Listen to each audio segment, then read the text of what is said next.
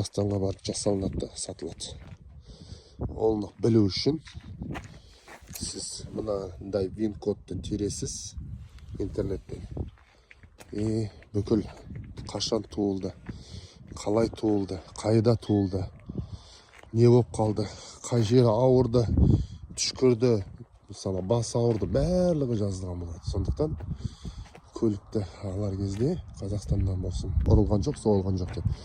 Сол кезде интернетке кіресіз, мынандай вин-кодын толығымен тересіз, вин-кодын сұрайсыз.